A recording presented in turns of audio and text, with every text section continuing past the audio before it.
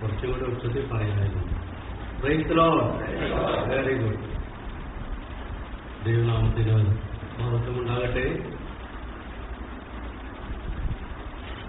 ഈ നിലയിൽ വീണ്ടും ഇവിടെ കടന്നു വരുവാനും നിങ്ങൾ ഒരുമിച്ച് ആത്മീയ കൂട്ടായ്മ അനുഭവിക്കുവാൻ ലഭിച്ച അവസരത്തെ ഓർത്ത് ഞാൻ ദൈവത്തെ സ്തുതിക്കുന്നു. ഇവിടെ വരുമ്പോഴൊക്കെയും എൻ്റെ ഹൃദയം വളരെ സന്തോഷത്താൽ നിറയാറ്. എല്ലാ ദിവസങ്ങളിലും ശുശ്രൂഷകളുണ്ട്, ശുശ്രൂഷകളില്ലാത്തൊരു ദിവസവുമില്ല.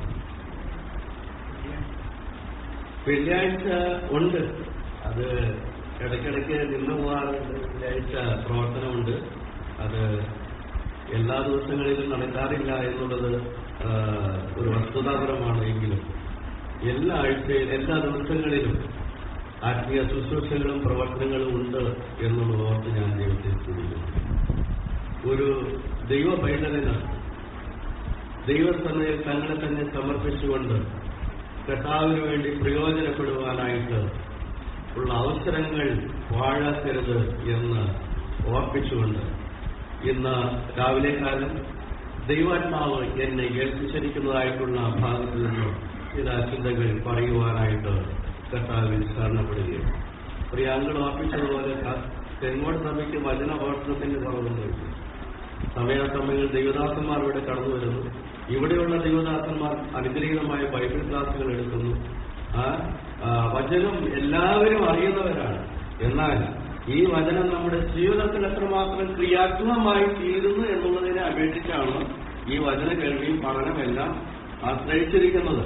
അതുകൊണ്ട് വചനം കേൾക്കുമ്പോൾ അത് നമ്മുടെ ജീവിതത്തെ ഒന്ന് വിലയിരുത്തുവാനും കർത്താവിന് വേണ്ടി കൂടുതൽ സമർപ്പിക്കുവാനും കർത്താവ് നമ്മെ സഹായിക്കുമാറാകട്ടെ. കഴിഞ്ഞ ചില ദിവസങ്ങൾ നാട്ടിലായിരുന്നു. തിരിയണമെങ്കിലും ഈ ആഴ്ചയിൽ വ്യാഴാഴ്ച ഡൽഹിയിലേക്ക് മടങ്ങിപ്പോകാനായിട്ട് ഞങ്ങൾ ആഗ്രഹിക്കുന്നു. മക്കൾ ഇന്ന് കൂടെയില്ല, അവർ കൊല്ലത്ത് കടന്നുപോയിരിക്കുകയാണ്. ഞങ്ങളെ ഓർക്കുന്ന എല്ലാ പ്രിയമുള്ളവർക്കും ക്രിസ്തുവിലുള്ള ഞങ്ങളുടെ നന്ദി സ്നേഹവും അർപ്പിക്കുന്നു. ഈ നിലയിൽ ഒരു അവസരം കൂടെ തന്ന പ്രിയമുള്ളവർക്ക് പ്രാരംഭത്തിൽ തന്നെ നന്ദി അറിയിച്ചുകൊണ്ട് ഞാൻ എൻ്റെ കർത്തവ്യത്തിലേക്ക് കടക്കട്ടെ. ഇന്നത്തെ അല്പസമയത്തെ ചിന്തയ്ക്കായിട്ട് സങ്കീർത്തനങ്ങൾ 60-ന്റെ 4-ാം വാക്യം പ്രാരംഭമായിട്ട് വായിക്കുവാനായിട്ട് കർത്താവിൽ ശരണപ്പെടുന്നു. Psalm 60 verse 4. അവിടെ നാം ഇപ്രകാരം വായിക്കുന്നു: സത്യനിമിത്തം ഉയർത്തേണ്ടതിന് നീ നിന്റെ ഭക്തന്മാർക്ക് ഒരു കൊടി നൽകിയിരിക്കുന്നു. ഇവിടെ വലിയവനായിരിക്കുന്ന ദൈവം തന്റെ ഭക്തന്മാർക്ക് നൽകിയിരിക്കുന്ന ഒരു കാര്യത്തെ ആണ് വെളിപ്പെടുത്തുന്നത്. എന്താണത്? തന്റെ ഭക്തന്മാർക്ക് ഉയർത്തുവാനായിട്ട് ഒരു കൊടി നൽകിയിരിക്കുകയാണ്. കൊടി ഉയർത്തുന്നത് എപ്പോഴാണ്? ജയിക്കുമ്പോഴാണ്. നമുക്കറിയാം, ക്രിസ്തീയ ജീവിതം എന്നുള്ളത് ജയജീവിതം നയിക്കുവാനായിട്ടുള്ളതാണ്. കാരണം നമുക്ക് ഈ ജീവിതം തന്നപ്പോൾ, കർത്താവ് ഈ ജീവിതത്തെ അനുഗ്രഹിച്ച് തന്നപ്പോൾ നമുക്ക് നന്ദിയോടെ ഓർക്കാൻ കഴിയുന്ന നല്ല കാര്യങ്ങളുണ്ട്. നാം ആരാധിച്ചിട്ടിരിക്കുകയാണല്ലോ. കർത്താവ് കാൽവറിയിലെ ക്രൂശിൽ ആ മരണത്തെ മരിച്ചുകൊണ്ട് നമ്മുടെ മരണത്തിന് വേണ്ടി നമ്മുടെ മരണത്തെ നീക്കി മരണത്തെ വെറുതെ ഉയർത്തെഴുന്നേറ്റ് ജയിച്ചവരായിട്ട് തീർന്ന് നമുക്ക് വേണ്ടി ഒരു ക്രിസ്തീയ ജീവിതം തന്നിരിക്കുകയാണ്. അപ്പോൾ ഈ ക്രിസ്തീയ ജീവിതം പരാജയത്തിന്റെ ജീവിതമായിരിക്കുവാനായിട്ട് പാടില്ല. ഇവിടെ ദൈവത്തിന്റെ ആത്മാവ് ഓർപ്പിക്കുകയാണ്, നീ നിന്റെ ഭക്തന്മാർക്ക് ഉയർത്താനായിട്ട് ഒരു കൊടി നൽകിയിരിക്കുന്നു. നമുക്കറിയാം, കൊടിയതായിട്ടുള്ള അതിൻ്റെതായിട്ടുള്ള മഹത്വമുണ്ട്. ഓരോരോ രാജ്യത്തിന്റെയും ഫ്ലാഗ് അതിൻ്റെതായിട്ടുള്ള നിയമങ്ങളുണ്ട്. അതെപ്പോഴും ഉയർത്തണം, എത്ര നേരം ഉയർത്തണം, അത് എപ്പോഴാണ് താഴ്ത്തേണ്ടത്, ആർക്കൊക്കെ അത് ഉയർത്താനായിട്ട് സാധിക്കും. പ്രൈവറ്റ് ആളുകൾക്ക് അത് ഉയർത്തണമെങ്കിൽ അവർക്കുള്ള നിയമങ്ങൾ, ആ കൊടിയതായിട്ടുള്ള ക്വാളിറ്റീസ്, ഏത് തുണി കൊണ്ടുണ്ടാക്കണം, എങ്ങനെ നെയ്യണം, ഇന്നൊക്കെ പ്രമാണങ്ങളുണ്ട്. പ്രിയമുള്ളവരെ, ദൈവമക്കൾക്ക് നൽകപ്പെട്ടിരിക്കുന്ന കൊടിയെക്കുറിച്ച് ചിന്തിക്കുമ്പോഴും അത് വളരെ ഗൗരവമായിട്ടുള്ള ചില ആത്മീയ സത്യങ്ങൾ നമ്മെ ഓർമ്മിച്ചുണർത്തുന്നുണ്ട്.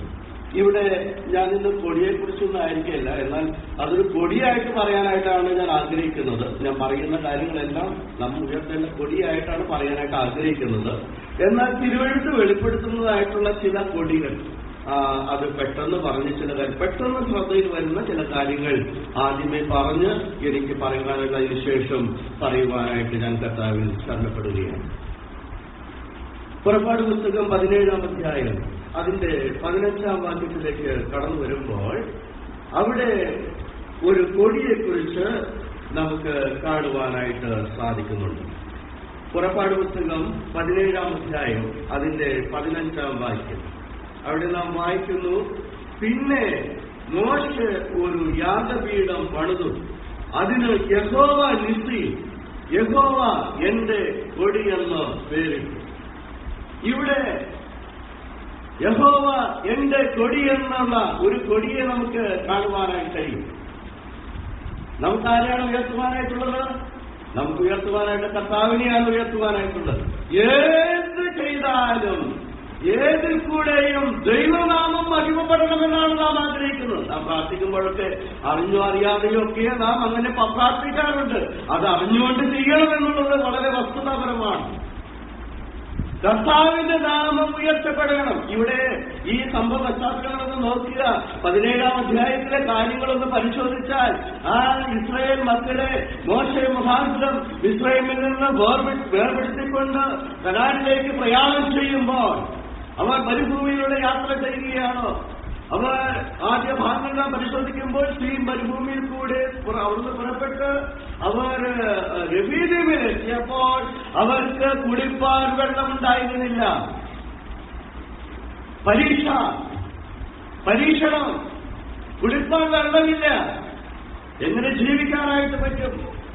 ആ ഇസ്രായേൽ ജനം പിറുവരുത്തു, മോശയ്ക്കും ആ നേതൃത്വത്തിനുമെതിരെ പിറുവരുത്തു. ഞങ്ങൾ ഈ മരുഭൂമിയിൽ ചാകേണ്ടതിനായിട്ട് നിങ്ങൾ ഇന്ന് എങ്ങനെ കൂട്ടിക്കൊണ്ടുവന്നു എന്ന് പറയുമ്പോൾ മോശ ദൈവസ്ഥലിലേക്ക് അടുത്തു ചെല്ലുന്നു.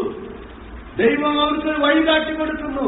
നീ നദി അടിച്ച വടിയെടുക്കുക, നീ പുറപ്പെടുക, പർവ്വതത്തിലേക്ക് ചെല്ലുക, അവിടെ പാറമേൽ ഞാൻ നിൽക്കും, ആ പാറയെ അടിക്കുക, അതിൽ നിന്ന് കുടിപ്പാൻ നിങ്ങൾക്ക് താമസം ലഭിക്കും. അങ്ങനെ അവിടെ വെള്ളം ലഭിക്കുന്നവർക്ക് കാണുവാൻ കഴിയും. മോശ ആ കാര്യം അത് സംഭവിച്ചു കഴിഞ്ഞപ്പോൾ ആ സ്ഥലത്തിനൊരു പേരിട്ടു, മസ്സ എന്ന് പേരിട്ടു. കലഹ ജലം എന്നാണ് അവിടെ വിശേഷിപ്പിക്കുന്നത്. അപ്പോൾ ആ പരീക്ഷയുടെ ഒരു ഘട്ടം തുടർന്ന് നാം നോക്കുമ്പോൾ അതിന്റെ 8-ാം അധ്യായം 8-ാം വാക്യം മുതലുള്ള ഭാഗങ്ങൾ പരിശോധിക്കുമ്പോൾ അവിടെ ഒരു യുദ്ധത്തിൻ്റെതായിട്ടുള്ള കാര്യമാണ്. നോക്കുക, ആദ്യം അവർക്ക് കുടിക്കാൻ വെള്ളമില്ലായിരുന്നു. ആ അവസ്ഥയിൽ നിന്ന് അവരെ യുദ്ധത്തിന്റെ അവസ്ഥയിലേക്ക് കൊണ്ടുവരികയാണ്. അമാലേക്യരുമായിട്ടുള്ള യുദ്ധം അതിന് അവസാനം വായിക്കുമ്പോൾ അവർക്ക് അമാലേക്യരുമായിട്ട് തലമുറയായിട്ട് യുദ്ധമുണ്ടായിരുന്നു എന്നുള്ളതാണ് നമുക്ക് കാണുവാൻ കഴിയുന്നത്. പ്രിയമുള്ളവരെ, ഒരു കാര്യം ആത്മീകമായിട്ട് നമ്മുടെ ജീവിതത്തിലേക്ക് ഒന്ന് ചേർത്ത് വയ്ക്കുവാനായിട്ട് ഞാൻ പറയുകയാണ്. ക്രിസ്ത്യൻ ജീവിതം എന്നുള്ളത് ഒരു യുദ്ധക്കളമാണ്. പ്രശ്നങ്ങളുണ്ട്, പ്രയാസങ്ങളുണ്ട്, പരീക്ഷകളുണ്ട്, കഷ്ടങ്ങളുണ്ട്, സങ്കടങ്ങളുണ്ട്, എല്ലാമുണ്ട്. അപ്പോസ്തലന്മാർ ശിഷ്യന്മാരെ വചനത്തിൽ ഉറപ്പിച്ചു പോകുന്നത് ഇപ്രകാരമാണ്. അപ്പോസ്തല പ്രവർത്തികളുടെ പുസ്തകം 14-ാം അധ്യായം 22-ാം വാക്യം വായിക്കുന്നത് വിശ്വാസത്തിൽ നിലനിൽക്കണമെന്നും അനേകം കഷ്ടങ്ങളിലൂടെ ദൈവരാജ്യത്തിൽ കടക്കേണ്ടതുമാകുന്നുവെന്ന് പറഞ്ഞ് ശിഷ്യന്മാരുടെ മനസ്സിനെ ഉറപ്പിച്ചു പോകുന്നു എന്നാണ് നമുക്ക് കാണുവാൻ കഴിയുന്നത്. അപ്പോൾ ഇവിടെ ഇസ്രായേൽ മക്കൾക്ക് അമാലേക്യരുമായിട്ട് തലമുറയായിട്ട് യുദ്ധമുണ്ട് എന്ന് പറയുമ്പോൾ ആ യുദ്ധത്തെ ജയിച്ച് അടക്കുവാനായിട്ട് അവരുടെ മുമ്പാകെ ഉയർത്തുവാനായിട്ട് ഒരു കൊടിയെ നൽകിയ ആത്മീകമായ വിഷയത്തെ നമുക്കിവിടെ കാണുവാൻ കഴിയുന്നു. ആ വിജയം പ്രാപിച്ച, ആ പരീക്ഷാഘട്ടത്തെ ജയിച്ച ആ ജനം, ആ ഇസ്രായേൽ നേതൃത്വം അവിടെ ഒരു യഹോവയ്ക്കൊരു യാഗപീഠം പണിതു. അതിന് പേരിട്ടത് യഹോവ നിസി. കർത്താവ് ഞങ്ങൾക്ക് ജയം തന്നു. പ്രിയമുള്ളവരെ, നമുക്കിന്ന് പറയുവാനായിട്ട് സാധിക്കുകയില്ലേ, ദൈവം നമുക്ക് ജയം തന്നു എന്നുള്ളത് നമുക്ക് പറയുവാനായിട്ട് സാധിക്കും. വളരെ ആവേശത്തോടെ പറയുവാനായിട്ട് കഴിയുന്ന ഒരു കാര്യമാണ്. വിജയത്തിന്റെ കൊടി ഇവിടെ നമുക്ക് കാണുവാനായിട്ട് കഴിയും. അതാ എവിടെയാണ് ആ കൊടി നാട്ടിയത്? യാഗപീഠം പണിത സ്ഥലം, ആരാധനാ സ്ഥലം. പ്രിയമുള്ളവരെ, പ്രിയ അങ്കിള് ജ്ഞാനചിന്ത പറഞ്ഞപ്പോൾ പറയുന്നുണ്ടായി, ആരാധനയ്ക്ക് കടന്നു വരുമ്പോൾ മൗനമായിട്ടിരിക്കുവാനായിട്ടല്ല, മരിച്ച് സ്തുതി പാടുവാനായിട്ടാണ്. സ്തോത്രം ഹല്ലേലൂയ എന്ന് പറയുവാനായിട്ട് കഴിയണം. കാരണം അത്രമാത്രം വില കൊടുത്താണ് നമ്മെ ഈ സ്ഥിതിയിലേക്ക് നമ്മെ കൊണ്ടുവന്നത്. അതിന്റെ ഗൗരവത്തെക്കുറിച്ച് നാം ചിന്തിക്കാറുണ്ട്. നാം പലപ്പോഴും ഇന്നത്തെ സമൂഹത്തിൽ നാം കേൾക്കുന്ന ഒരു കാര്യമാണ്, നാം ആർക്കെങ്കിലും ഒരു നന്മ ചെയ്താൽ, ഒരു സഹായം ചെയ്താൽ അവർ തിരിച്ച് താങ്ക് യു, നന്ദി എന്ന് പറഞ്ഞില്ലെങ്കിൽ നാം എല്ലാവരും പരിഭവപ്പെടാറുണ്ട്. എന്നാലും ഞാൻ ആ കാര്യം ചെയ്തിട്ട് ആളൊരു നന്ദി പോലും പറഞ്ഞില്ലല്ലോ. എന്നാൽ എന്റെ പ്രിയമുള്ളവരെ, നാം നന്ദിയുള്ളവരായിരിക്കണം എന്നുള്ളത് തിരുവചനം വളരെ വ്യക്തമായിട്ട് പറയുന്നു. ദൈവത്തിൽ നിന്ന് സഹായം ലഭിച്ച, കരുതൽ ലഭിച്ച മോശയുടെ ആ യാഗപീഠം പണിതപ്പോൾ അതിന് പേരിട്ടു യഹോവ നിസി, യഹോവ എന്റെ കൊടി. അവന്റെ മഹത്വമല്ല അവിടെ ഉയർത്തിയത്, കർത്താവിന്റെ നാമമാണ് അവിടെ ഉയർത്തിയത്. സംഖ്യാപുസ്തകം 2-ാം അധ്യായം 2-ാം വാക്യത്തിലേക്ക് കടന്നു വരുമ്പോൾ അവിടെ മറ്റൊരു കൊടിയെ കാണുവാനായിട്ട് സാധിക്കും. നമുക്ക് പരിചയമുള്ളതാണ് എങ്കിലും പെട്ടെന്ന് പറഞ്ഞ് മുൻപോട്ട് പോകാനായിട്ട് താല്പര്യപ്പെടുകയാണ്. സംഖ്യാപുസ്തകം 2-ാം അധ്യായം 2-ാം വാക്യത്തിൽ പ്രകാരം വായിക്കുന്നു, ഇസ്രായേൽ മക്കളിൽ ഓരോരുത്തൻ താന്താന്റെ ഗോത്രത്തിന്റെ അടയാളത്തോട് കൂടിയ കൊടിക്കരികെ പാളയം ഇറങ്ങണം. സമാഗമന കൂടാരത്തിനെതിരായി ചുറ്റും അവർ പാളയമിറങ്ങണം. ഒരു വ്യവസ്ഥയാണ് ഇവിടെ പറഞ്ഞിരിക്കുന്നത്. നമുക്കറിയാം, ഈ സംഖ്യാപുസ്തകം 2-ാം അധ്യായം പരിശോധിക്കുമ്പോൾ അവിടെ ആ 4 പാളയങ്ങൾ അവിടെ ഉണ്ടാക്കുകയാണ്. 1 യഹൂദാ ഗോത്രത്തിന്റെ പാളയം, 2 രൂബേൻ ഗോത്രത്തിന്റെ പാളയം, 3 എഫ്രയീം ഗോത്രത്തിന്റെ പാളയം, 4 ദാൻ ഗോത്രത്തിന്റെ പാളയം. അങ്ങനെ ഇവിടെ ജനങ്ങൾക്ക് താമസിക്കുവാനായിട്ട് ദൈവം ഒരു വ്യവസ്ഥ ഉണ്ടാക്കുകയാണ്. എന്താണ് അവർ വായിക്കുന്നത്? ഇസ്രായേൽ മക്കളിൽ ഓരോരുത്തൻ താന്താന്റെ ഗോത്രത്തിന്റെ അടയാളത്തോട് കൂടിയ കൊടിക്കരികെ പാളയം ഇറങ്ങി. നാം ആരാധിച്ചു കഴിഞ്ഞിരിക്കുകയാണല്ലോ. ഒരു കാര്യം ഞാൻ പറയാനായിട്ട് ആഗ്രഹിക്കുക, നാം ഒരു കാലത്ത് എവിടെയായിരുന്നു? പാളയത്തിന് പുറത്തായിരുന്നു. ഇന്ന് നമ്മെ പാളയത്തിനകത്തേക്ക് കൊണ്ടുവന്നിരിക്കുകയാണ്. ആ ദൈവത്തിന്റെ ആലയത്തിൽ തളിക്കുന്ന ഒരു വൃക്ഷമായിട്ട് നമ്മെ നട്ടിരിക്കുകയാണ്. യഹോവയുടെ ആലയത്തിലെ നടുതലയാക്കി നമ്മെ തീർത്തിരിക്കുകയാണ്. മറ്റൊരു സ്ഥാനത്ത് പറിച്ചെടുത്ത് അകത്തേക്ക് കൊണ്ട് നട്ടിരിക്കുക. ഈ സത്യത്തെ നാം മനസ്സിലാക്കണം. ഒരു കാലത്ത് നാം പാർത്തിരുന്നത് മറ്റു പല സ്ഥലങ്ങളിലുമാണ്. ഇരിക്കാൻ പാടില്ലാത്ത സ്ഥലത്ത് നാം ഇരുന്നിട്ടുള്ളവരാണ്. നിൽക്കാൻ പാടില്ലാത്തവരുടെ സ്ഥാനത്ത് നാം നിന്നിട്ടുള്ളവരാണ്. എന്നാൽ ഇന്ന് നമ്മെ ഒരു സ്ഥാനത്തേക്ക് കൊണ്ടുവന്നിരിക്കുക. ഇവിടെ ഇസ്രായേൽ മക്കളോട് ആ കാര്യം പറയുമ്പോൾ ഓരോരുത്തരും തന്റെ ഗോത്രത്തിന്റെ അടയാളങ്ങൾ രേഖപ്പെടുത്തിയിരിക്കുന്ന കൊടി എവിടെയാണോ ആ കൊടിക്ക് അരികെയാണ് അവർ പാർക്കേണ്ടത്. ഇനി എവിടെയും പാർക്കാനായിട്ട് സാധിക്കില്ല. ഈ കൊടിയുടെ മഹത്വം അതാണ്.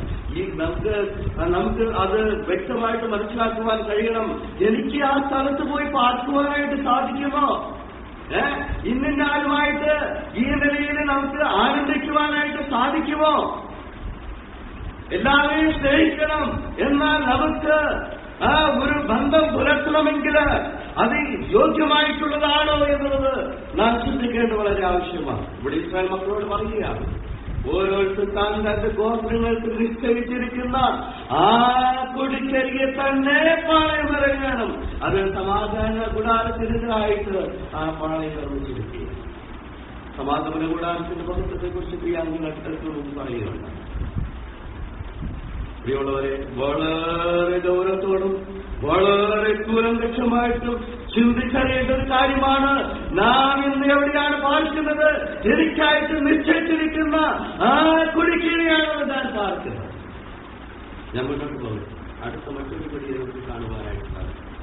ഉത്തമഗീതം 2-ാം അധ്യായം 4-ാം വാക്യം. നാം ആരാധനാ സന്ദർഭങ്ങളിലൊക്കെ പലപ്പോഴും നാം വായിക്കുന്ന ഭാഗമാണത്. സ്തോത്രം ചെയ്തപ്പോഴും സന്ദർഭവശാൽ ആ കാര്യം ഓർക്കുകയുണ്ടായി. ഉത്തമഗീതം 2-ാം അധ്യായം അതിന്റെ 4-ാം വാക്യം. അവൻ എന്നെ വീണ്ടും വീട്ടിലേക്ക് കൂട്ടിക്കൊണ്ടു ചെന്നു. എന്റെ മീനെ അവൻ പിടിച്ചിരുന്ന കൊടി സ്നേഹമായി. സ്നേഹത്തിന്റെ കൊടി, സ്നേഹക്കൊടി എനിക്ക് മീനെ വിരിച്ചു പ്രിയൻ നാം പാടാറുണ്ട്. പ്രിയമുള്ളവരെ, നമ്മുടെ തലയ്ക്ക് മീതെ ഈ സ്നേഹത്തിന്റെ കൊടി ഉയരുന്നുണ്ടോ? പാറിപ്പറിക്കുന്നുണ്ടോ? ചിന്തിക്കേണ്ട യാഥാർത്ഥ്യമാണ്. ആരും ആരുടെ മുഖത്തേക്ക് നോക്കേണ്ട ആവശ്യമില്ല. നാം നമ്മിലേക്ക് തന്നെ ഒന്ന് തിരിച്ചു നോക്കില്ല. എന്റെ തലയ്ക്ക് മീതെ പറക്കുന്ന കൊടിയിൽ സ്നേഹമെന്ന് എഴുതിയിട്ടുണ്ടോ? ദൈവം സ്നേഹം തന്നെയെന്ന് പറയാൻ നമുക്ക് വാചാലതയുണ്ട്. ദൈവം എന്നെ സ്നേഹിച്ചു എന്ന് പറയുവാൻ നമുക്ക് ആവേശമുണ്ട്. ഈ സ്നേഹത്തെക്കുറിച്ച് പ്രസംഗിക്കുവാൻ നമുക്ക് ആവേശമുണ്ട്. എന്നാൽ ഒരു കാര്യം വാസ്തവമായിട്ട് നാം ചിന്തിക്കണം. എന്റെ തലയ്ക്ക് മീതെ പറക്കുന്ന കൊടി അത് സ്നേഹത്തിന്റെ കൊടിയാണ്. സ്നേഹത്തിന്റെ കൊടിയാണ്. ഇവിടെ പറയുകയാണ് അവൻ എന്നെ വീണ്ടും വീട്ടിലേക്ക് കൊണ്ടുവന്നു. ഒരു കാലത്ത് എവിടെയായിരുന്നു? വളരെ ദുഃഖത്തിന്റെ, രോദനത്തിന്റെ, ആ ക്രോധത്തിന്റെ അവസ്ഥയിൽ കഴിച്ചിരുന്ന അവൻ നമ്മെ വിടുവിച്ച് കൊണ്ടുവന്നപ്പോൾ സന്തോഷത്തിന്റെ ഭവനത്തിലേക്ക്, വീഞ്ഞു വീട്ടിലേക്ക് നമ്മെ കൊണ്ടുവന്നിരിക്കുക. ഈ സന്തോഷം നിറഞ്ഞവരാണല്ലോ. ദൈവസന്നിധിയിലിരിക്കുമ്പോൾ നമ്മുടെ മുഖം പ്രസന്നതയോടുകൂടി ആക്കേണ്ടത് വളരെ ആവശ്യമാണ്. കാരണം ഞാൻ കടന്നു വന്നിരിക്കുന്ന സ്ഥാനമുണ്ടല്ലോ, അത് ചില്ലറ സ്ഥാനമല്ല. ഈ സ്ഥാനത്തേക്ക് എനിക്ക് കടന്നു വരുവാനായിട്ട് യാതൊരു യോഗ്യതയും ഉണ്ടായിരുന്നില്ല. ആ തിരുവെഴുത്ത് പറയുന്നത് ഒരു മോവാബിനോ അമോനിനോ അവന്റെ 10ാം തലമുറയ്ക്ക് പോലും തിരുസന്നിധിയിലേക്കുള്ള പ്രവേശനം ഉണ്ടായിരുന്നില്ല. നിഷേധിക്കപ്പെട്ടതിനായിരുന്നു. നിഷേധിക്കപ്പെട്ടിരുന്ന കാര്യങ്ങളെ മാറ്റി എഴുതിക്കൊണ്ട് നമ്മെ ഇന്ന് വീടിന്റെ വീട്ടിലേക്ക് കൊണ്ടുവന്നിരിക്കുക. ഇന്ന് നാം ശ്രദ്ധിക്കുക. എന്നാൽ എന്റെ തലയ്ക്ക് മീതെ പറക്കുന്ന കൊടി അത് സ്നേഹത്തിന്റെ കൊടിയാണ്.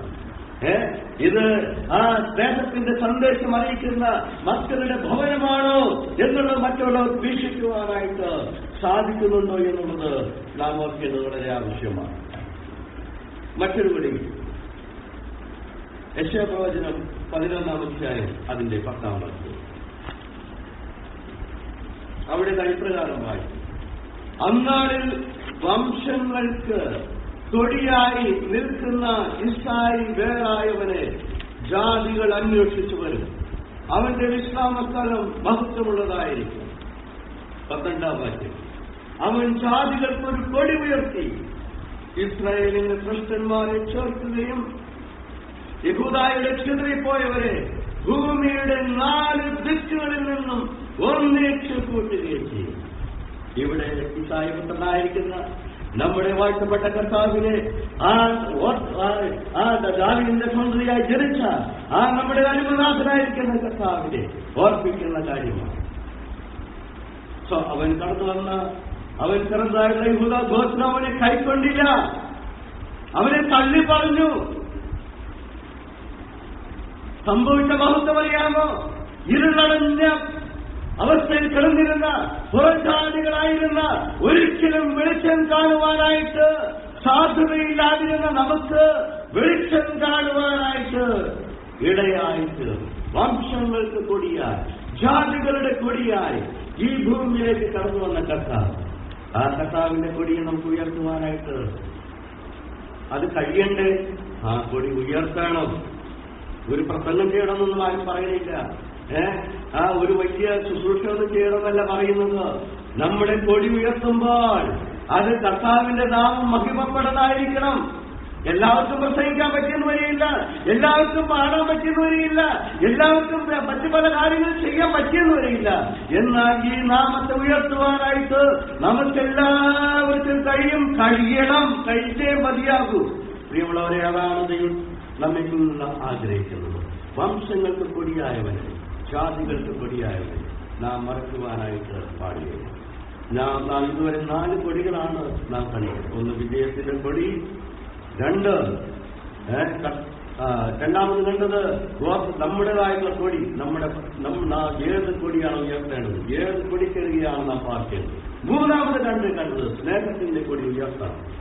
4ാമതായിട്ട് കണ്ടത് ജാതികളായിരുന്ന നമുക്ക് ഉയർത്തുവാനായിട്ടുള്ള കൊടി കർത്താവിന്റെ കൊടിയാണ്. 5ാമതായിട്ട് ഒരു കൊടിയെക്കുറിച്ച് സന്ധ്യത്ത് ഞാൻ വായിച്ച ഭാഗത്തേക്ക് കടന്നു വരുവാനായിട്ട് ഞാൻ ആഗ്രഹിക്കുക. യിരെമ്യാ പ്രവചനം 4-ാം അധ്യായം 21-ാം വാക്യം. യിരെമ്യാ പ്രവചനം 4-ാം അധ്യായം 21-ാം വാക്യം അവിടെ വായിക്കുന്നു: എത്രത്തോളം ഞാൻ കൊടി കണ്ട് കാഹളധ്വനി കേൾക്കേണ്ടി വരും. ഇവിടെ എന്താണ് സംഭവം? ഈ 4-ാം അധ്യായം പരിശോധിക്കുമ്പോൾ ഇസ്രായേൽ ജനം പാപം ചെയ്തു, അവരുടെ മേൽ നാശം കടന്നു വരികയാണ്. ആ നാശത്തിൻ്റെതായിട്ട് കാഹളധ്വനി കേൾക്കുകയാണ്. ഇവിടെ പറയുകയാണ്, എത്രത്തോളം ഞാൻ കൊടി കണ്ട് കാഹളധ്വനി കേൾക്കേണ്ടി വരും. ശിക്ഷാവധിയുടെ കൊടി. പ്രിയമുള്ളവരെ, നാം ഉയർത്തേണ്ട കൊടികൾ ഉയർത്തിയില്ല എങ്കിൽ, നാം ഉയർത്തേണ്ടതായിട്ടുള്ള കൊടികൾ ഉയർത്തിയില്ല എങ്കിൽ, നമ്മുടെ കൊടികൾ എഴുതപ്പെടുന്ന ആത്മീക സത്യങ്ങൾ എഴുതപ്പെട്ടിട്ടില്ല എങ്കിലോ നമ്മുടെ തലയ്ക്ക് മീതെ പറക്കുന്ന ശിക്ഷാവധിയുടെ കൊടി ഉയരുമെന്നുള്ളതിന് യാതൊരു സംശയമില്ല. ഇവിടെ പറയുകയാണ്, എത്രത്തോളം ഞാൻ കൊടി കണ്ട് കാഹളധ്വനി കേൾക്കേണ്ടി വരും. ഇവിടെ ശിക്ഷാവധിയുടെ കാഹളധ്വനിയാണ് കേൾക്കുന്നത്. പ്രിയമുള്ളവരെ, നാം കേൾക്കുന്ന വചനത്തില് നമുക്ക് മടങ്ങി വരവിൻ്റെതായിട്ടുള്ള സന്ദേശമുണ്ട്. നാം കേൾക്കുന്ന വചനത്തിൽ ദൈവത്തോട് ചേർന്ന് നിൽക്കുവാനായുള്ള സന്ദേശമുണ്ട്. നാം കേൾക്കുന്ന വചനത്തിൽ ദൈവത്തിന് വേണ്ടി ചിലത് ചെയ്യുവാനായിട്ടുള്ള സന്ദേശമുണ്ട്. നാം കേൾക്കുന്ന സന്ദേശത്തിൽ സാക്ഷ്യ ജീവിതം നയിക്കുവാനായിട്ടും സന്ദേശമുണ്ട്. ഇതിലേതൊക്കെയാണ് നാം പാലിക്കുന്നത്? വളരെ ദൂരത്തോടെ ചിന്തിക്കണം. പ്രിയമുള്ളവരെ, ഇവിടെ നാം വായിച്ച ഭാഗത്തേക്ക് നമുക്ക് കടന്നു. സങ്കീർത്തനക്കാരൻ പറയുന്നു, 60-ാം സങ്കീർത്തനം 4-ാം വാക്യം. അവിടെ നാം വായിക്കുന്നു, സത്യം നിമിത്തം ഉയർത്തേണ്ടത് നീ നിന്റെ ഭക്തന്മാർക്ക് ഒരു കൊടി നൽകി. ഇവിടെ ഈ കൊടി ഭക്തന്മാർ ഉയർത്തണം. എന്നാൽ അതിനൊരു വ്യവസ്ഥയുണ്ട്. ആർക്കും ഉയർത്താനായിട്ട് സാധിക്കും. ആർക്കും ഉയർത്താൻ സാധിക്കുന്നത്?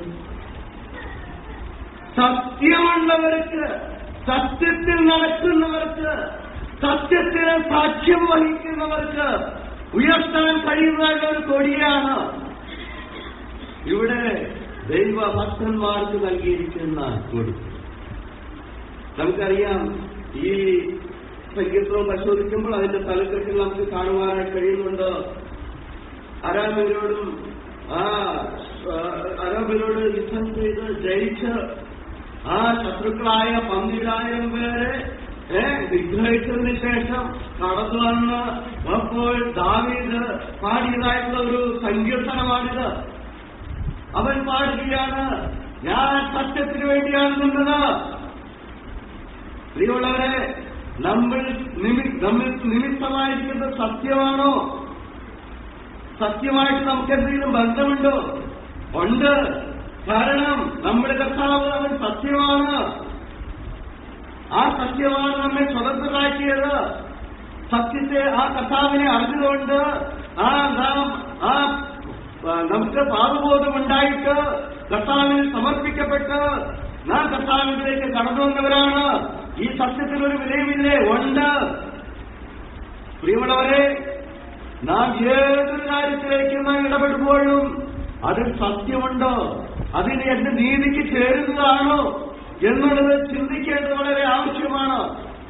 അപ്പോസ്തലനായ യോഹന്നാൻ ഗായോസിന് എഴുതുമ്പോൾ ഇപ്രകാരമാണ് പറയുന്നത്, എന്റെ മക്കൾ സത്യത്തിൽ നടക്കുന്നു എന്ന് കേൾക്കുന്നതിനും അധികം സന്തോഷം എനിക്കില്ല. നോക്കുക, മൂപ്പനായിരിക്കുന്ന യോഹന്നാൻ പറയുകയാണ്, എന്റെ മക്കൾ സത്യത്തിൽ നടക്കണം. പ്രിയമുള്ളവരെ, ഏതൊരു മാതാപിതാക്കളാണ് ആഗ്രഹിക്കാത്തത്? എന്റെ മക്കൾ സത്യത്തിൽ നടക്കണം, അവർ നേരായ പതിൽ നടക്കണമെന്ന് ആഗ്രഹിക്കാത്ത ഏത് മാതാപിതാക്കളാണ് ഇല്ലാത്തത്? ആത്മീയ നേതൃത്വം അത് ആഗ്രഹിക്കുന്നു, നമ്മുടെ കർത്താവ് അത് ആഗ്രഹിക്കുന്നു. സത്യത്തിന് അതിൻ്റെതായുള്ള മഹത്വമുണ്ട്. ഒരിക്കൽ പീലാത്തോസ്, യോഹന്നാന്റെ സുവിശേഷം 18-ാം അധ്യായത്തിൽ, പീലാത്തോസ് യേശു കർത്താവിനോട് ചോദിച്ചു, ഇവർ പറയുന്നത് പോലെ നീ രാജാവ് തന്നെയല്ലയോ എന്ന് ചോദിച്ചു. അതിന് കർത്താവ് എന്താ മറുപടി പറഞ്ഞെന്നറിയാമോ? കർത്താവ് പറഞ്ഞത്, നീ പറഞ്ഞതുപോലെ ഞാൻ രാജാവ് തന്നെ, നീ പറഞ്ഞതുപോലെ ഞാൻ രാജാവ് തന്നെ. അവിടെ കൊണ്ട് അവസാനിച്ചില്ല. നിങ്ങൾ ആ ഭാഗം ഒന്ന് വായിക്കണം. 18-ാം അധ്യായം, യോഹന്നാന്റെ സുവിശേഷം 18-ാം അധ്യായം, അതിന്റെ 33-ാം വാക്യം.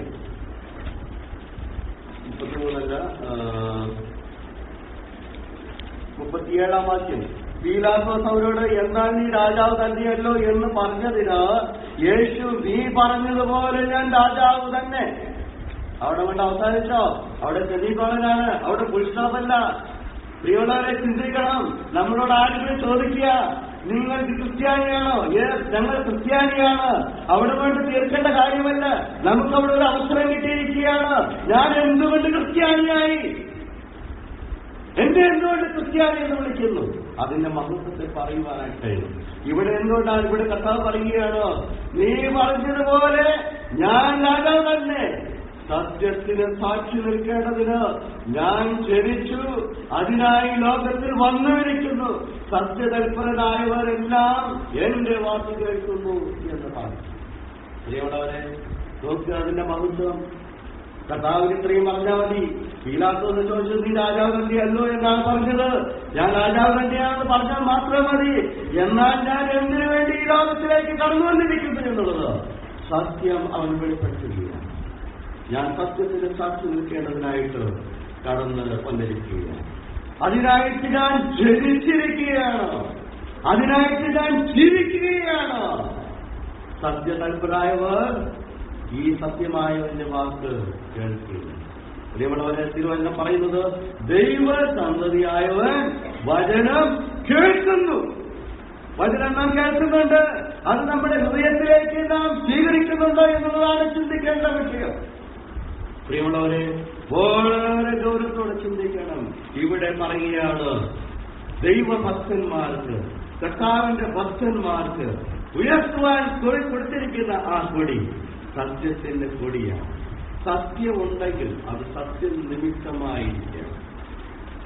ഈ ഭാഗത്തിന്റെ ചില ഇംഗ്ലീഷ് ഭാഷാന്തരങ്ങൾ നോക്കുകയാണെങ്കിൽ അവിടെ പറഞ്ഞിരിക്കുന്നത്, ബില്ല് കുലച്ചിരിക്കുന്ന ബില്ലിന് നേരെ ഉയർത്താനായിട്ട് ഒരു കൊടി. അപ്പോ ഞാൻ ആദ്യം പറഞ്ഞല്ലോ, ദൈവജനത്തിന് ഈ ലോകത്തില് പ്രതികൂലങ്ങളുണ്ട്, യുദ്ധങ്ങളുണ്ട്, പ്രയാസങ്ങളുണ്ട്, കഷ്ടതയുണ്ട്, ഇതെല്ലാം ഉണ്ട്.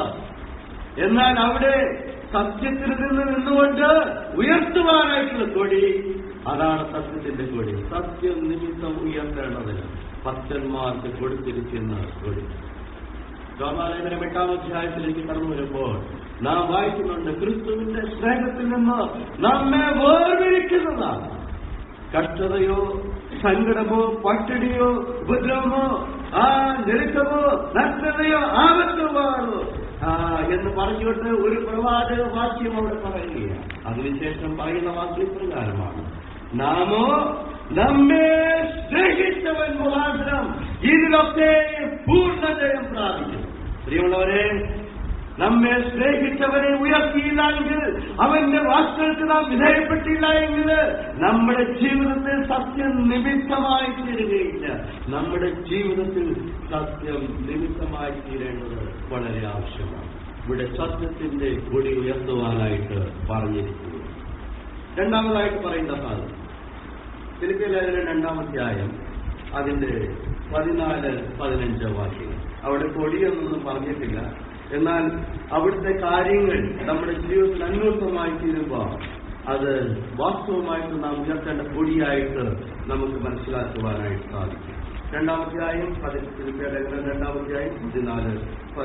വാക്യങ്ങൾ പ്രകാരം വായിക്കുന്നു.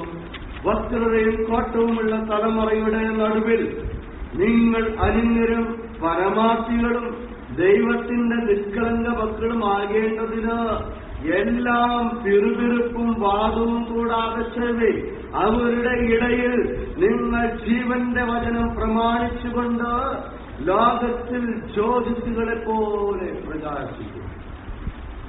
ഇത് നമ്മുടെ ക്രിസ്ത്യ ജീവിതത്തെയാണ് കാണിക്കുന്നത്. ജീവിത സാക്ഷ്യത്തിന്റെ കൊടി. ജീവിതത്തിൽ നാം ചേർത്ത് പഠിക്കേണ്ടതായിട്ടുള്ള ആത്മീക സത്യങ്ങളുടെ മൂല്യങ്ങൾ നമുക്കിവിടെ കാണുവാനായിട്ട് കഴിയുന്നു. നാം ജീവിക്കുന്ന ചുറ്റുപാടുകളെ ദൈവത്തിന്റെ ആത്മാവ് മറക്കുന്നില്ല. നാം ജീവിക്കുന്നത് വക്രതയും കോട്ടവുമുള്ള തലമുറയുടെ മധ്യത്തിലാണ്. അവരുടെ മധ്യത്തിൽ നാം എപ്രകാരം ജീവിക്കണമെന്നാണ് ഇവിടെ പറഞ്ഞിരിക്കുന്നത്. അവിടെ പറഞ്ഞിരിക്കുന്നത് നിങ്ങൾ അനിന്യരായിരിക്കണം. എന്നാൽ നാം നിന്ദിതരായി തീർന്നു പോകാറില്ലേ? തീർന്നു പോകാറുണ്ട്. എന്നാൽ നമ്മെ അളക്കുന്ന അളവുകൾ കൊണ്ട് ലോകം നമ്മെ നിന്ദിച്ചോട്ടെ, നാം അനിന്യരെന്നുള്ള ആ സാക്ഷ്യം നമുക്ക് ലഭിക്കേണ്ടതായിട്ടുണ്ട്. നാം പരമാർത്ഥികളാണോ? ചിലപ്പോഴൊക്കെ നാം പരമാർത്ഥികളായി തീർന്നു പോയിട്ടുണ്ട്. ചിലപ്പോഴൊക്കെ നമ്മുടെ പരമാർത്ഥം നഷ്ടപ്പെട്ടു പോയിട്ടുണ്ട്. എന്നാൽ ദൈവം നമ്മെ അളക്കുമ്പോൾ നാം പരമാർത്ഥികളാണോ എന്നുള്ളത് അറിയേണ്ടത് വളരെ ആവശ്യമാണ്. സ്വയം പലരും അഭിമാനിച്ചിട്ടുണ്ട്, ഞങ്ങൾ പരമാർത്ഥികളാണ്. നിങ്ങൾക്ക് ഏതെങ്കിലും സംഭവം കടന്നു വരുന്നുണ്ട്? ഉൽപ്പത്തി പുസ്തകത്തിലേക്ക് കടന്നു വരുമ്പോൾ യോസേഫിന്റെ അടുത്തേക്ക് മിസ്രൈമിലേക്ക് ധാന്യം കൈക്കൊള്ളുവാൻ കടന്നു ചെന്ന യാക്കോബിന്റെ മക്കൾ പറയുന്നത്, ഞങ്ങളെല്ലാവരും ഒരപ്പന്റെ മക്കളാണ്, ഞങ്ങളെല്ലാവരും പരമാർത്ഥികളാണ്. വളരെ എന്ത് രസകരം. ആരോടാ പറയുന്നത്? യോസേഫിനോടാ പറയണമെന്ന് വിചാരിക്കണം. തന്നെ ഇല്ലാതാക്കുവാൻ, തന്നെ കൊല്ലുവാൻ ശ്രമിച്ചവർ രൂപയിൽ നിമിത്തം കൊല്ലാതെ അവരെ പൊട്ടക്കെടുത്തിൽ നിന്ന് പിടിച്ച് മിസ്രൈമിൽ കടിമവേല ചെയ്യുവാനായിട്ട് അയച്ച സഹോദരന്മാരുടെ പറയാൻ ഞങ്ങൾ പരമാർത്ഥികളാണ്. ചിന്തിക്കണേ, മനുഷ്യന്റെ ഒരു മനസ്സിലിരിപ്പേ ഞങ്ങൾ നല്ലവരാണെന്ന് എല്ലാവരും ചിന്തിക്കുന്നു. പക്ഷേ നാം നല്ലവരാണോ എന്നുള്ളത് ചിന്തിക്കേണ്ട വചനപ്രകാരമാണ്. വചനപ്രകാരം ചിന്തിക്കണം. വചനത്താൽ നാം നമ്മെ തന്നെ അളന്നു നോക്കുമ്പോൾ നമ്മുടെ പരമാർത്ഥത എത്രത്തോളം, നമ്മുടെ അനിന്യത എത്രത്തോളം എന്നുള്ളത് നമുക്ക് മനസ്സിലാക്കുവാനായിട്ട് സാധിക്കും. ഒരിക്കൽ ശൗൽ യാഗം കഴിക്കുവാനായിട്ട് കടന്നു വരുവാൻ താമസിച്ചപ്പോൾ ശൗൽ ഇറങ്ങി തിരിച്ച് യാഗം കഴിക്കാനായിട്ട് അവരെന്താ പറഞ്ഞത്? ഞാൻ കൽപ്പനയെ അനുസരിച്ച് നിവർത്തിരിക്കുന്നു, ഞാൻ ചെയ്യേണ്ടത് ചെയ്തത്. വാസ്തവമായിട്ട് അവന് അധികാരമുണ്ടായിരുന്നത് ചെയ്യുവാനായിട്ട് ഒരിക്കലുമില്ലായിരുന്നു. അവനെ ഏൽപ്പിക്കാത്തതായിട്ടുള്ള ശുശ്രൂഷ അവൻ ചെയ്ത് അവൻ പാപം ചെയ്തു. അവൻ പറയുന്നത് എന്താണ്?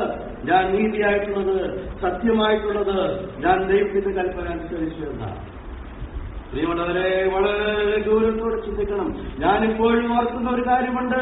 ഒരിക്കലും എന്നെ ഏൽപ്പിക്കാത്തതായിട്ടുള്ള ഒരു കാര്യം ചെയ്യുവാൻ ഇടവരരുത് എന്ന് ഞാൻ പ്രാർത്ഥിക്കുന്ന വിഷയമാണ്. നാം ഓരോരുത്തരും പ്രാർത്ഥിക്കണം. പ്രിയമുള്ളവരെ, ഇവിടെ പറയുന്നത് വസ്ത്രതയും കോട്ടവുമുള്ള തലമുറയുടെ നടുവിൽ നിങ്ങൾ അനിന്യരായിരിക്കണം, പരമാർത്ഥികളായിരിക്കണം, ദൈവത്തിന്റെ നിഷ്കളങ്ക മക്കളായിരിക്കണം.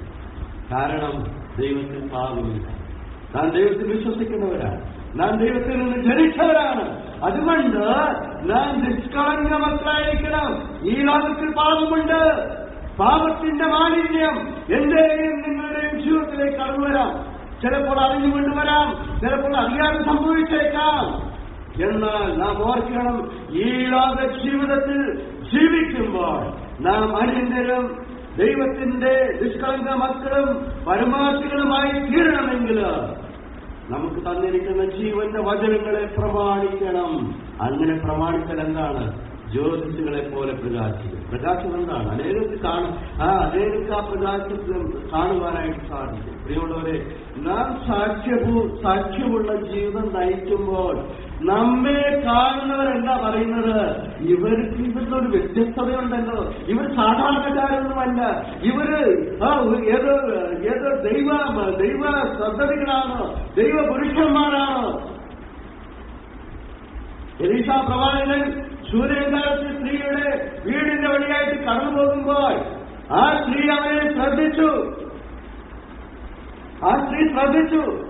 അവൾ തന്റെ ഭർത്താവിനോട് പറയുകയാണ്. എന്താണ് പറഞ്ഞത്? നമ്മുടെ വീടിന്റെ ഇതുവഴിയായിട്ട് കടന്നു പോകുന്ന ആ പുരുഷൻ വാസ്തവമായിട്ടൊരു ദൈവപുരുഷനാണെന്ന് ഞാൻ മനസ്സിലാക്കുന്നു. തന്റെ ഭർത്താവിനോട് പറയുന്ന സാക്ഷ്യമാണ്. പ്രിയമുള്ളവരെ, നമ്മെക്കുറിച്ച് എത്ര പേർ ഈ സാക്ഷ്യം പറയും?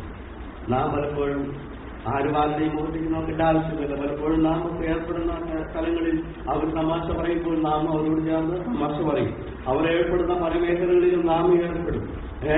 വേറൊരു വ്യത്യാസവുമില്ല. സഹോദരിമാർക്കാണെങ്കിൽ പിന്നെ കാതിലും കഴുത്തിലും മാലയും ആഭരണങ്ങളൊന്നും ഇല്ലാത്തതുകൊണ്ട് ഇവര് പെട്ടപുസ്തകരാണ് എന്ന് പറയും.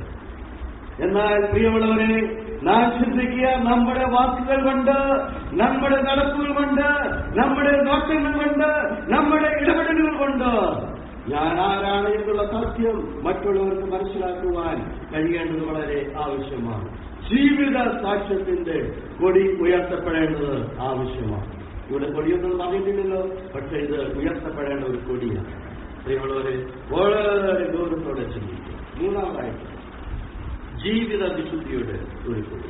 ഞാൻ പറയുമ്പോൾ നിങ്ങൾക്ക് അതിന്റെ ഞാൻ പറയാൻ പോകുന്ന ഭാഗം ഏതാണ് ഒരു പക്ഷേ പിടികിട്ടിയിട്ടുണ്ടാകാം.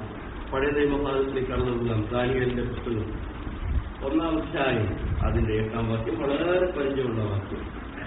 ദാനിയേലിന്റെ പുസ്തകം 1-ാം അധ്യായം അതിന്റെ 8-ാം വാക്യം ഇപ്രകാരം വായിക്കുന്നു: എന്നാൽ രാജാവിന്റെ ഭോജനം കൊണ്ടും അവൻ കുടിക്കുന്ന വീഞ്ഞുകൊണ്ടും തന്നെത്താൻ അശുദ്ധമാക്കുകയില്ല എന്ന് ദാനിയേൽ ഹൃദയത്തിൽ നിശ്ചയിച്ച് തനിക്ക് അശുദ്ധി വയ്പാൻ ഇടവരുത്തരുതെന്ന് ക്ഷണ്ണാധിപനോട് അപേക്ഷിച്ചു. നോക്കുക, ജീവിത വിശുദ്ധിയുടെ സാക്ഷി. പ്രിയമുള്ളവരെ, നമ്മുടെ ജീവിതത്തിലൊക്കെ പലപ്പോഴും പല പ്രോത്സാഹജനകമായിട്ടും നമ്മുടെ കർമ്മങ്ങൾ കൊണ്ട് ചില മഹത്വകരമായുള്ള അവസ്ഥയിലേക്ക് കടന്നു വരാം. എന്നാൽ നാം ചിന്തിക്കണം, എനിക്ക് ആ പൊസിഷനിലാകുവാനായിട്ട് സാധിക്കുമോ? ഒരു ദൈവ പൈതലിനെ സംബന്ധിച്ചിടത്തോളം അവന് കടന്നു ചെല്ലുവാൻ കഴിയുന്ന ഒരു മേഖലയുണ്ട്. അതിനപ്പുറത്തേക്ക് അവന് പോകുവാനായിട്ട് സാധിക്കുകയില്ല. ഇവിടെ ഇസ്രായേലിൽ നിന്ന് പിടിച്ചുകൊണ്ടുവന്ന യഹൂദ ബാലന്മാർ, അവിടെ ബാബേൽ രാജാവ് പറയുകയാണ്, യഹൂദ ബാലന്മാരിൽ നിന്ന് കടന്നു വന്നവരുണ്ട്, അവര് അഗ്രഗണ്യന്മാരായിട്ടുള്ളവരുണ്ട്, നല്ല വിദ്യയുള്ളവരുണ്ട്, ജ്ഞാനമുള്ളവരുണ്ട്. അവരെ നമ്മുടെ രാജകൊട്ടാരത്തിലെ ശുശ്രൂഷയ്ക്കായിട്ട് നിർത്തണം. അവർക്ക് നമ്മുടേതായിട്ടുള്ള ആഹാരങ്ങളെല്ലാം കൊടുക്കണം.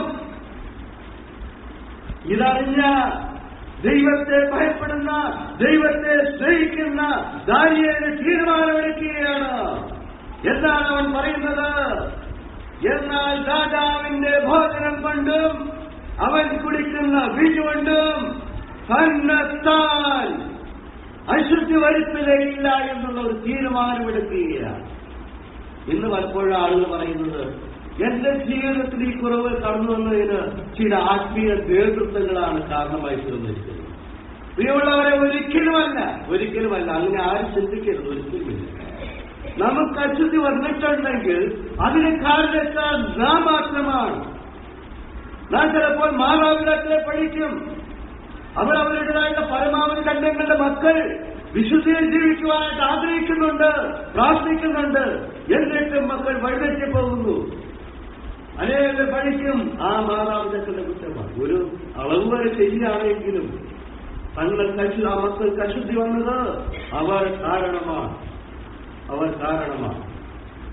ഇവിടെ ദാനിയേലിന് വളരെ സുഖത്തോടുകൂടെ ബാബേൽ ആ രാജ്യത്തിലെ കൊട്ടാരത്തിൽ വളരെ കുലീനതയോടുകൂടെ ജീവിക്കുവാനായിട്ടുള്ള സൗഭാഗ്യമുണ്ടായി. എന്നാൽ ദൈവത്തെ ഭയപ്പെടുന്ന ആ ദൈവത്തിന്റെ ദാസൻ അവൻ തീരുമാനമെടുത്തു. രാജാവാകട്ടെ ആരുമായിക്കൊള്ളട്ടെ, അവൻ കുടിക്കുന്ന വീഞ്ഞുകൊണ്ടും ആ ഭോജനം കൊണ്ടും ഞാൻ എന്നെ തന്നെ അശുദ്ധമാക്കി. പ്രിയമുള്ളവർ, നമുക്ക് ഈ തീരുമാനമെടുക്കാനായിട്ട് സാധിക്കും. എന്ത് തന്നെ ആയിക്കൊള്ളട്ടെ. ചിലപ്പോൾ നമ്മുടെ അകത്തു നിന്ന് തന്നെ നമുക്ക് പ്രോത്സാഹനം ഉണ്ടായിരിക്കും. എന്തുകൊണ്ട് അവരൊക്കെ ചെയ്യുന്നില്ലേ, നമുക്ക് എന്തുകൊണ്ട് ചെയ്തുകൂടാ? എന്റെ ജീവിതത്തിൽ അങ്ങനെ ഉണ്ടായിട്ടുണ്ട്. അവരൊക്കെ അങ്ങനെ ചെയ്യുന്നുണ്ടല്ലോ, എന്തുകൊണ്ട് നമുക്കത് ചെയ്തുകൂടാ? അവരൊക്കെ പാപികളാണോ? അല്ല, അവർ പാപികളാണെന്നൊന്നും നമ്മൾ പറയുന്നില്ല. എന്നാൽ നമുക്ക് നമ്മുടെ വ്യവസ്ഥിതി എന്ന് പറഞ്ഞാൽ ഈ തിരുവചനമാണ്, നമുക്ക് അനുഷ്ഠിക്കാനായിട്ടുള്ള ഈ വചനമാണ്. ഈ വചനത്തെ മറികടന്നുകൊണ്ട് നമുക്കൊന്നും ചെയ്യുവാനായിട്ട് സാധിക്കും. ഇവിടെ ദാനിയേൽ പറയുകയാണ്, രാജാവിന്റെ ഭോജനം കൊണ്ടും അവൻ കുടിക്കുന്ന വീഞ്ഞ് കൊണ്ടും എന്നെ തന്നെത്താൻ അശുദ്ധമാക്കിയില്ല എന്ന് അവൻ നിശ്ചയിച്ചു എന്ന് പറഞ്ഞവൻ നിർത്തുകയല്ല. എന്താണ് അവൻ ചെയ്യുന്നത്? അങ്ങനെ പറഞ്ഞ് പ്രാർത്ഥിച്ചോണ്ടിരുന്ന അവന് തന്റെ ഭാഗത്തു നിന്ന് ചെയ്യേണ്ട കാര്യങ്ങൾ അവൻ ചെയ്യുന്നു. അവൻ പറയുന്നത് എന്താണ്? തോന്നു പറയും, തനിക്ക് അശുദ്ധി ഭവിപ്പാൻ ഇടവരുത്തരുതെന്ന് ഷണ്ണാധിപനോട് അപേക്ഷിച്ചു.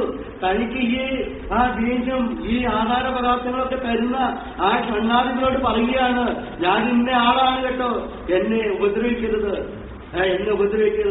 ഞാൻ ഇതൊന്നും കഴിക്കാതെ ഞാൻ ബലവാനായിട്ട് നിന്നെ കാണിച്ചു തരാം, എനിക്കതൊന്നും വേണ്ട. അവനോട് റിക്വസ്റ്റ് ചെയ്യും.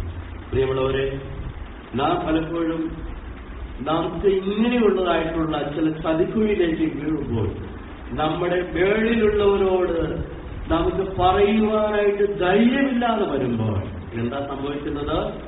അവർ ഏത് നിലയിലായിരിക്കുമോ ആ നിലയിലേക്ക് നാം കടന്നു പോകേണ്ടതായിട്ട് വരും. അതിനുത്തമ ഉദാഹരണം ദാനിയേലാണ്. അവിടെ രാജാവിനെ അവൻ ഭയന്നില്ല, അതിന് മേളിലുള്ളവരെ അവൻ ഭയന്നില്ല. അവൻ പറഞ്ഞു, ഞാൻ ആരാണെന്നുള്ള സത്യം അവൻ വളരെ വ്യക്തമായിട്ട് ഓർപ്പിച്ചു. ഇവിടെ ജീവിത വിശുദ്ധിയുടെ കൊടിയെ നമുക്ക് കാണുവാനായി കഴിയും. അവസാനമായി ഒരു കാര്യങ്ങൾ പറഞ്ഞ് ഞാൻ എന്റെ ഈ ശുശ്രൂഷയിൽ നിന്നും വിരമിക്കാമെന്നോ കർത്താവ് സ്ഥലപ്പെടുകയാണ്. യോഹന്നാന്റെ സുവിശേഷം 15-ാം അധ്യായം അതിന്റെ 17-ാം വാക്യം. അവിടെ നാം വായിക്കുന്നു, നിങ്ങൾ തമ്മിൽ സ്നേഹിക്കേണ്ടതിനാണ് ഞാനിത് നിങ്ങളോട് കൽപ്പിക്കുന്നു. അപ്പോൾ ഇവിടെ എന്താണ് പറയുന്നത്? പരസ്പര സ്നേഹത്തിന്റെ ഒരു കൊടിയാണ് നാം ഉയർത്തേണ്ടത്. ആ കൊടി എങ്ങനെയാണ് നമുക്ക് മനസ്സിലാക്കുന്നത്? 13-ാം അധ്യായത്തിൽ 35-ാം വാക്യം വായിക്കുമ്പോൾ എന്താ വായിക്കുന്നത്? നിങ്ങൾക്ക് തമ്മിൽ സ്നേഹമുണ്ടെങ്കിൽ നിങ്ങൾ എന്റെ ശിഷ്യന്മാരെന്ന് എല്ലാവരും അറിയും. പ്രിയമുള്ളവരെ, നാം ക്രിസ്തു ശിഷ്യന്മാരാണെന്ന് എല്ലാവരും അറിയണം. അത് അറിയണമെങ്കിൽ നമ്മൾ തമ്മിലുള്ള സ്നേഹം കൊണ്ട് അറിയുന്നത്. പല സ്ഥലങ്ങളിൽ നിന്ന് കുറഞ്ഞു പോയിരിക്കുന്ന കാര്യമാണിത്. ഒരു സ്ഥലത്തെ കാര്യമല്ല. നമ്മുടെ കേരളക്കരയിൽ നോക്കിയാലുണ്ട്, ഇന്ത്യയുടെ വിവിധ സംസ്ഥാനങ്ങളിൽ നോക്കിയുണ്ട്, ലോകത്തിന്റെ വിവിധ ഭാഗങ്ങളിലുണ്ട്. ഇന്ന് ആളുകൾക്ക് തമ്മിൽ സ്നേഹിക്കാനായിട്ട് കഴിയുന്നില്ല. ഇതൊക്കെ സംഭവിക്കുന്ന തിരുവഴുത്ത് പറഞ്ഞിരിക്കുന്നത് ആസിയയിലെ 7 സഭകൾക്ക് ദൂതെഴുതുമ്പോൾ, എഫെസോസിലെ സഭയ്ക്ക് ദൂതെഴുതുമ്പോൾ അവിടെ പറയുന്നത് ഇപ്രകാരമാണ്: നിന്റെ ആദ്യ സ്നേഹം വിട്ടുകാഴ്ച എന്നൊരു കുറവ് നിനക്കുണ്ട്.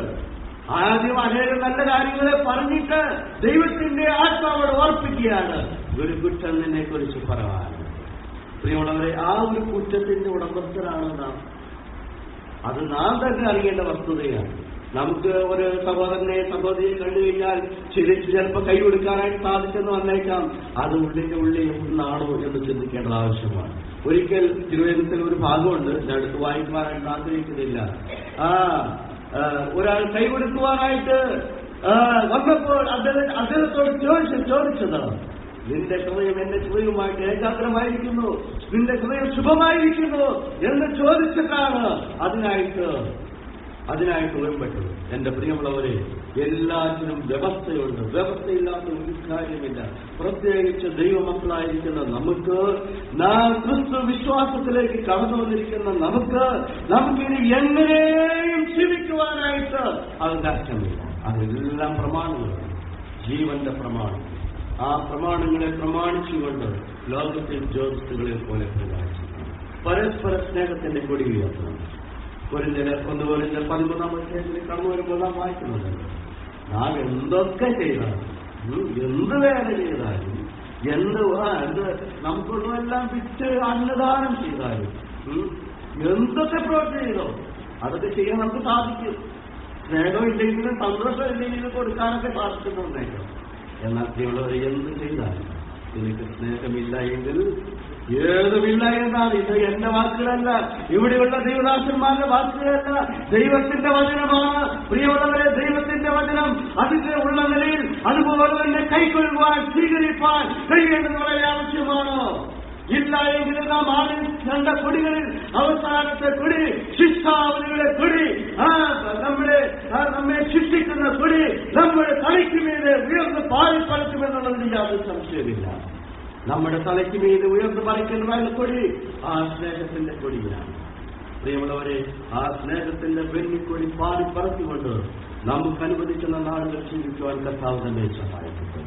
ഒരിക്കലും നാശത്തിന്റെ കൊടിക്ക് നാം ആയിത്തീരാതെ ആ സാഹചര്യം കൊണ്ടുകൊണ്ട് സഞ്ചരപ്പെട്ടവരായിട്ട് സമാധാനമില്ലാത്തവരായിട്ട് കഴിയുന്നവരായിട്ടല്ല, മറിച്ച് സ്നേഹത്തിന്റെ മീതെ പിടിച്ചിരിക്കുന്ന കൊടി, സ്നേഹത്തിന്റെ കൊടി, കർത്താവിന്റെ കൊടി എന്നുള്ള ആ കൊടിയെ ഉയർത്തിക്കൊണ്ട് നമുക്ക് വിജയകരമായ ക്രിസ്ത്യ ജീവിതം നയിക്കുവാൻ കർത്താവ് നമ്മെ സഹായിക്കട്ടെ. ആ സങ്കീർത്തനത്തിലെ വാക്യം ഒരിക്കൽ കൂടെ വായിച്ചുകൊണ്ട് ഞാൻ എന്റെ വാക്കുകളെ ഉപസംഹരിക്കുവാനായിട്ട് ആഗ്രഹിക്കുക. സത്യം നിമിത്തം ഉയർത്തേണ്ടതിന് നീ നിന്റെ ഭക്തന്മാർക്ക് ഒരു കൊടിയെ നൽകിയിരിക്കുന്നു. ദാവീദ് രാജാവ് പറയുകയാണ്, സത്യം നിമിത്തം ഉയർത്തപ്പെടണം. ഭക്തന്മാർക്ക് നൽകിയിരിക്കുന്ന കൊടി, നിന്റെ ഭക്തന്മാരായിരിക്കുന്ന കർത്താവിന്റെ ഭക്തന്മാരായിരിക്കുന്ന നമ്മുടെ കൊടി ഉയർത്തപ്പെടണമെങ്കിൽ നമ്മിൽ സത്യം ഉണ്ടാകണം.